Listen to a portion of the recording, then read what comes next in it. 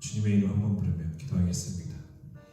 주님 감사합니다. 하나님 이 시간 허락하여 주시고 이 시간도 붙들어 주시고 하나님 우리 하나님의 말씀을 듣고 하나님 그 앞에 나아갈 때 하나님 우리 안에 하나님을 향한 사랑과 하나님을 향한 마음을 부어주옵소서. 하나님 우리가 말씀을 통해서 하나님의 뜻이 무엇인지 알고 깨달아 하나님 우리가 주님의 그 온전한 사랑을 누리는 우리 한 사람 한 사람 되어질 수 있도록 하나님 붙들어 주옵소서. 주님 이 시간 함께 해주시며 말씀을 들을 때 그 말씀이 내 안에 심어지게 하시고 이 세상보다 하나님을 더 알아갈 수 있는 우리 청년들이 되어질 수 있도록 하나님 인도하여 주옵소서. 예수님의 이름으로 기도드렸습니다. 아멘. 우리 시간 함께 나눌 말씀은 하나님을 향한 온전한 마음이라는 주제로 함께 나눠보려고 합니다. 우리 함께 보실 말씀은 사무엘상 4장 1절에서 4절 말씀입니다. 사무엘상 4장 1절에서 4절 말씀입니다. 제가 읽도록 하겠습니다. 사무엘의 말이 온 이스라엘에 전파되니라. 이스라엘은 나가서 블레셋 사람들과 싸우려고 에베네셀 곁에 진치고 블레셋 사람들은 아벡에 진쳤더니 블레셋 사람들이 이스라엘에 대하여 전열을 벌이니라. 그들이 싸우다가 이스라엘이 블레셋 사람들 앞에서 패하여 그들에게 전쟁에서 죽임을 당한 군사가 4,000명 가량이라. 백성이 진영으로 돌아오매 이스라엘 장로들이 이르되 여호와께서 어찌하여 우리 블레셋 사람들 앞에서 패하게 하시는고 여호와의 언약궤를 실로에서 우리에게 가져다가 우리 중에 있게 하여 그곳으로 우리를 우리 원수들의 손에서 구원하게 하자 하니 이에 백성이 실로에 사람을 보내어 구름 사이에 계시 만군의 여호와의 언약궤를 거기서 가져왔고 엘리의 두 아들 홈니와 비나스는 하나님의 언약궤와 함께 거기에 있었더라. 오늘 사무엘상 4장의 말씀을 함께 보려고 하는데 말씀을 나누기에 앞서서 우리의 마음의 태도에 대해서 살펴보았으면 좋겠어요. 내가 하나님 앞에 교회를 다니면서 내가 어떠한 마음으로 살아가고 있는가, 내가 그것을 비추어 점검하며 살펴보았을 때 그래서 하나님 말씀이 믿어지지 않거나 믿어지거나 그거는 우리의 결단인 거예요. 내가 믿기로 결단하면 믿어지는 거고, 아니 그럼 어떻게 믿어하면 내가 믿지 않으려고 하는 거죠. 여러분들은 어느 지점에 있는지는 저는 모르겠어요. 그러나 제가 원하는 것은 여러분 모두가 하나님의 말씀을 믿기를 결단하고 그것이 믿어지는 내가 있기를 바랍니다. 하나님 말씀을 믿기를 결정한다면 새로운 시선이 열려요.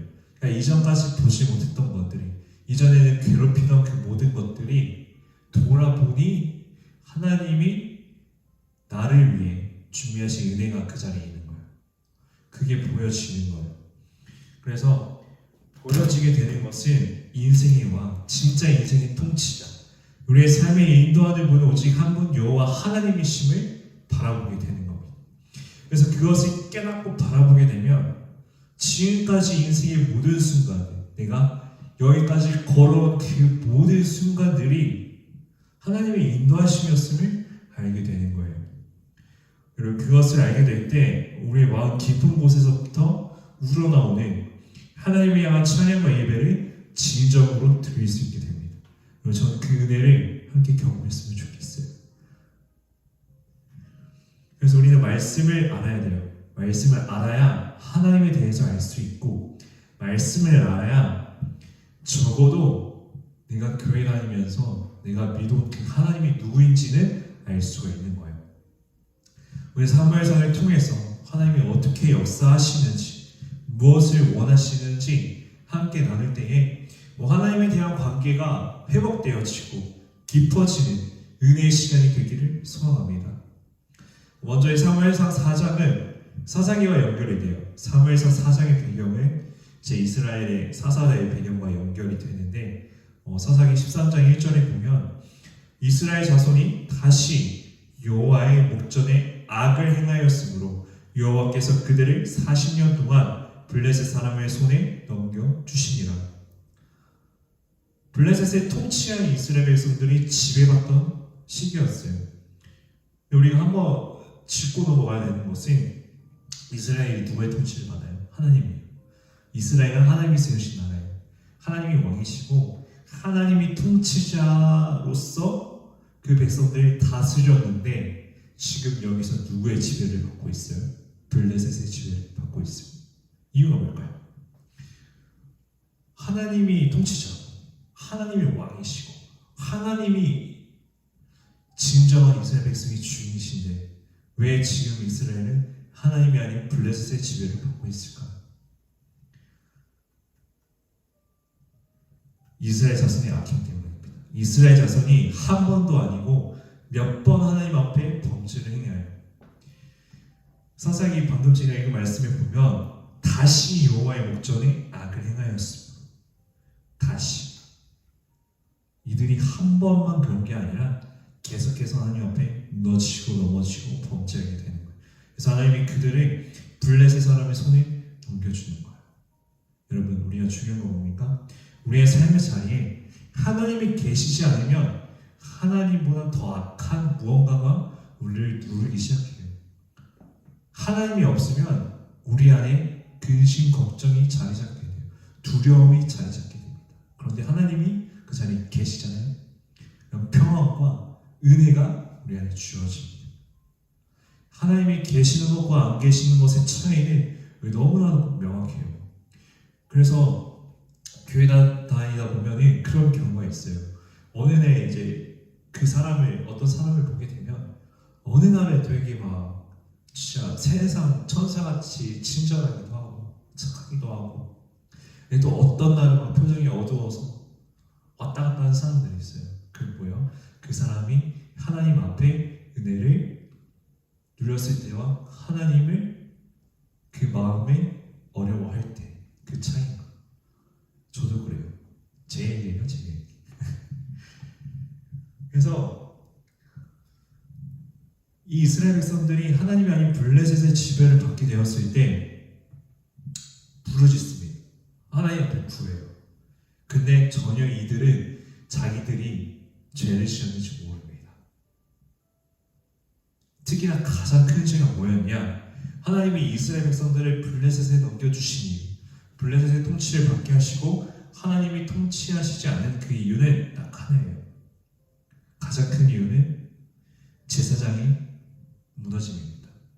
여호와의 목전에 악을 행하였다는 것은 당시 이스라엘의 지도 계층들, 제사장이라고 불렸던 이 제사장의 가문이 올바로 하나님의 제사를 예배하는 방법들을 온전히 행하지 않았어요. 자신의 뜻대로, 자신의 생각대로, 자신의 가치대로 예배를 드렸습니다. 그래서 하나님이 이렇게 얘기하시죠. 사무엘상 2장 17절에 이 소년들의 죄가 여호와 앞에 심히 크면 여호와의 제사를 멸시하였더라. 하나님을 제대로 알고 예배 드려야 하는 제사장의 가문에서 하나님을 멸시하게 되는 것. 이스라엘 백성들을 하나님께로 인도해야 할 제사장들이 무너지니까, 넘어지니까, 그들이 하나님을 멸시하니까 이 이스라엘 백성들조차 하나님을 멸시하고 하나님의 바로 알기를 거부하고 하나님을 싫어하게 된다는 거죠. 예배도 자기 마음대로 드려요. 제사장의 가문이 무너짐으로 인해서 수많은 이스라엘 백성들도 하나님을 예배하는 방법을 잃어버리고 소홀하게 되어버렸습니다. 그리고 또 죄가 있어요. 사무엘상 2장 21절에 엘리가 매우 늙었더니 그의 아들들이 온 이스라엘에게 행한 모든 일과 회막문에서 수종된 여인들과 동침하였음을 듣고. 하나님 어떻게 하시죠?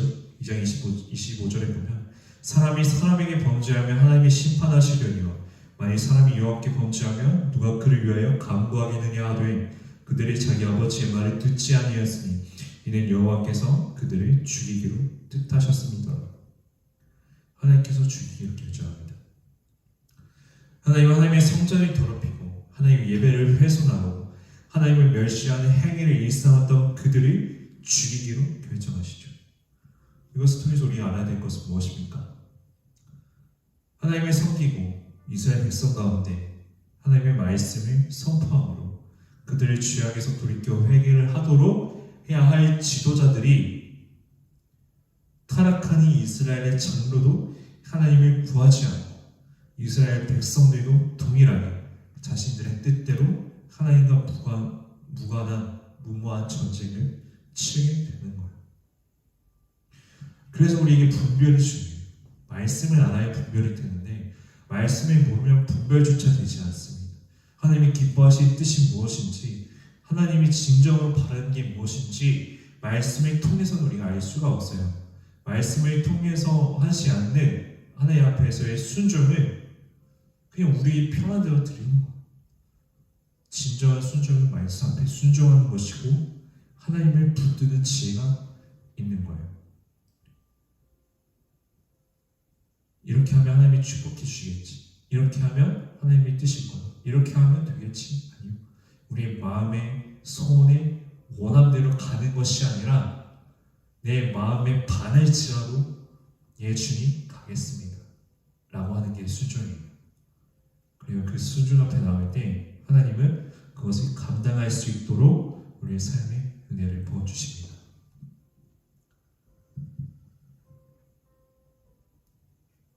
이 이스라엘 백성들이 블레셋과 전쟁을 치러 나가는데 그렇게 하나님께 구하지도 않아요.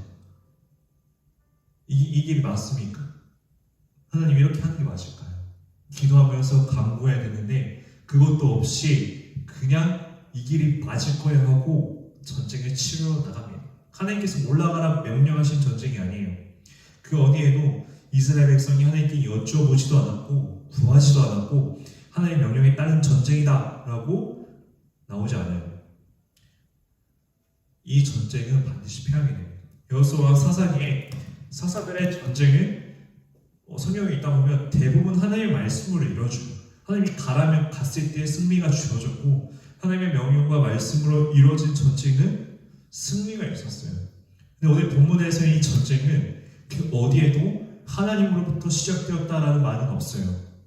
그저 자신들의 괴로움 때문에 더 이상 견딜 수 없었던 이들이 자신의 생각과 자신들의 의로 뭉쳐서 그저 이렇게 하면 되겠지라는 신앙의 모양만 갖추고 블레셋 앞에 나가요.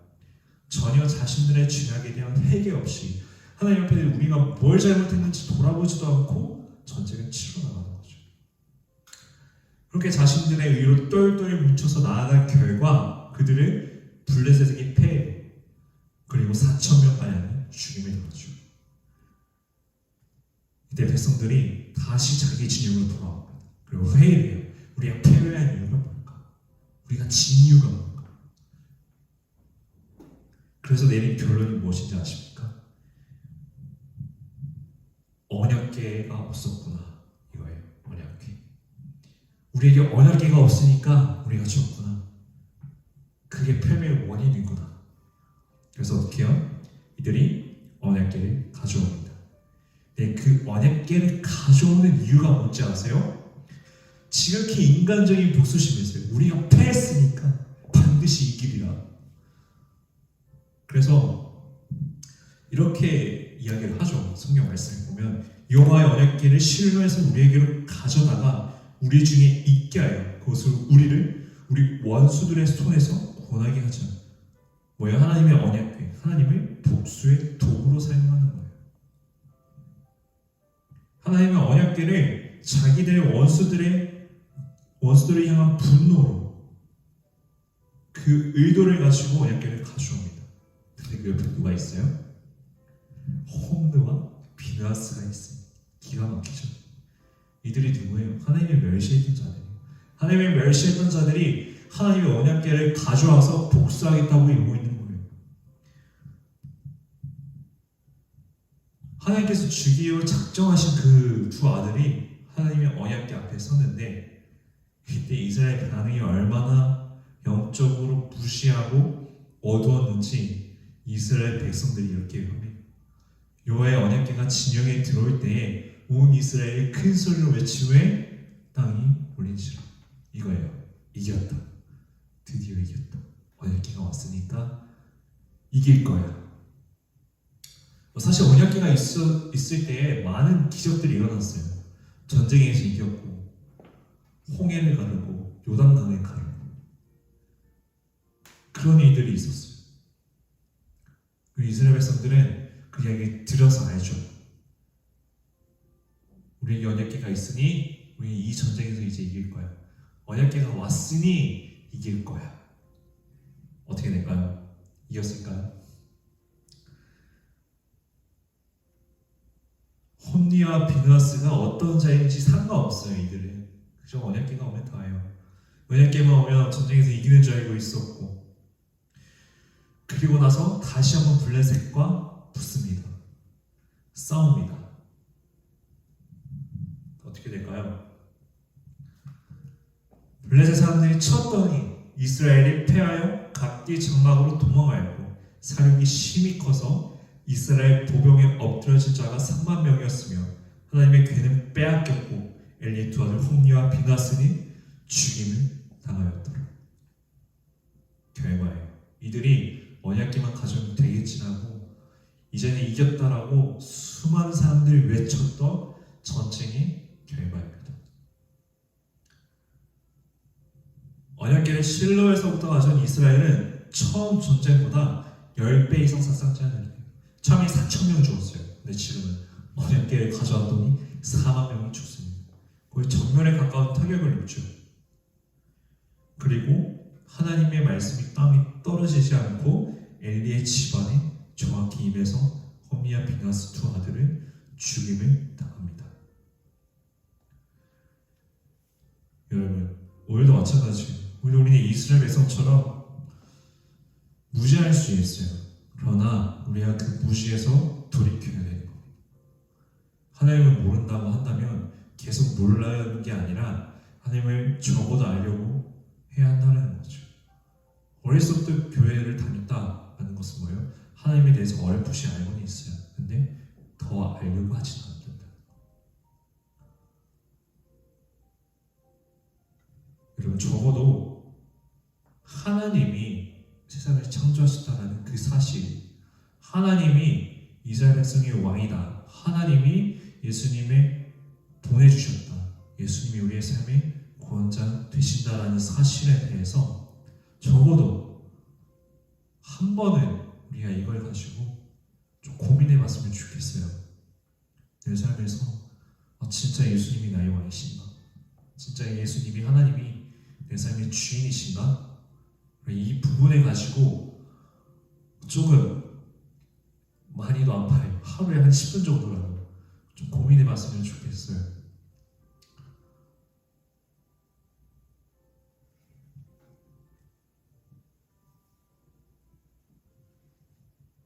수많은 믿음의 사람들이, 수많은 선교사님들이, 수많은 성도님들이 교회 나와서 예배를 드리고 하나님을 향하여 무릎을 꿇고 눈물 흘리며 기도하는 것이 할 일이 없어서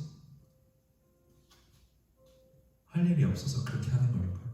아니면 바보라서 동물 시간에 왜 저러고 있지?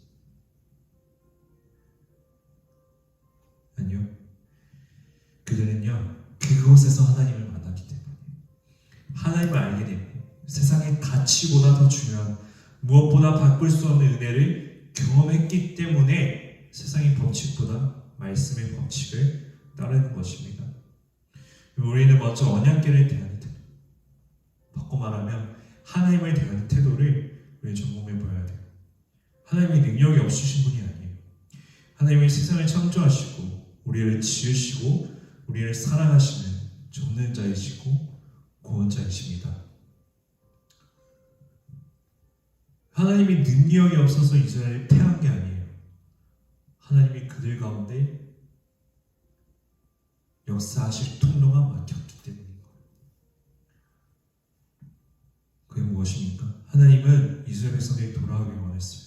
그 죄악에서 돌이켜 회개하지 않은 그들의 심령을 떠난 거지 일하시지 않은 게 아니에요.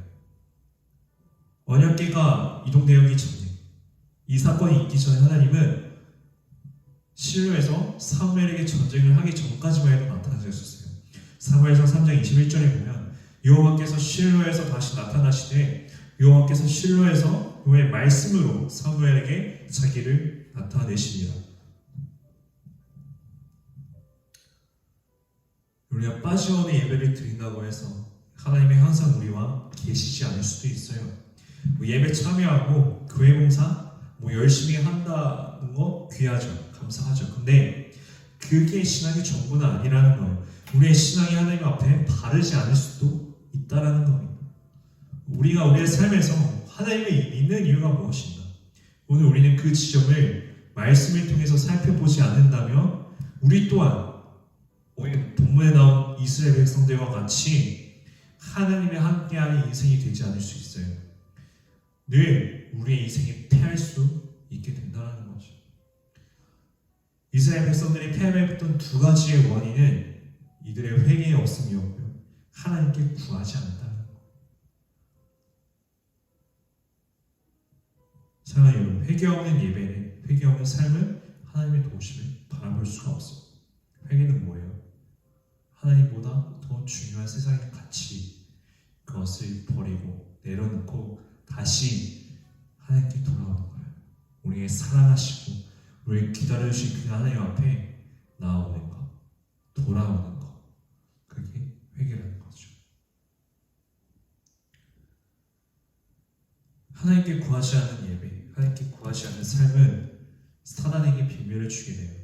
저는 그 사단에게 비밀을 주지 않기를 바랍니다. 야고보서 말씀이에요. 4장 1절부터 3절에 보면 너희 중에 싸움이 어디로부터, 다툼이 어디로부터 나느냐? 너희 지체 중에서 싸우는 정욕으로부터 나는 것이 아니냐?